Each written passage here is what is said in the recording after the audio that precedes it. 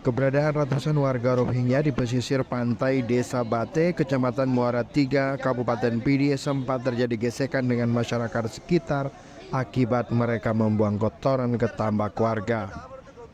Warga yang marah kemudian membongkar tenda darurat yang ditempati warga Rohingya dan mengusir mereka.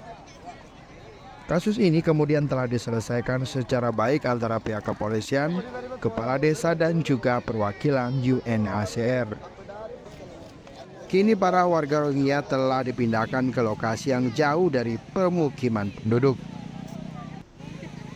Pihak UNHCR berjanji akan penuhi segala kebutuhan dasar para warga Rohingya yang datang dari kamp pengungsian Cox's Bazar di Bangladesh. Protection Associate UNHCR Yance Tamaela mengatakan pihaknya terus berkoordinasi dengan mitra penanganan pengungsi, termasuk pemerintah untuk mencari solusi terkait tempat penampungan warga Rohingya. Menurutnya, UNHCR dan IOM selaku lembaga penanganan pengungsi luar negeri juga berjanji akan memenuhi kebutuhan dasar para pengungsi untuk mencegah terjadinya gesekan dengan masyarakat.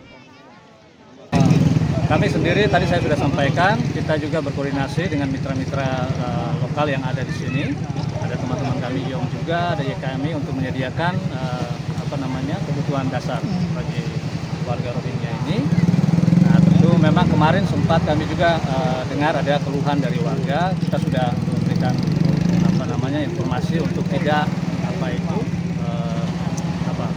membuang hajat ya di tempat warga.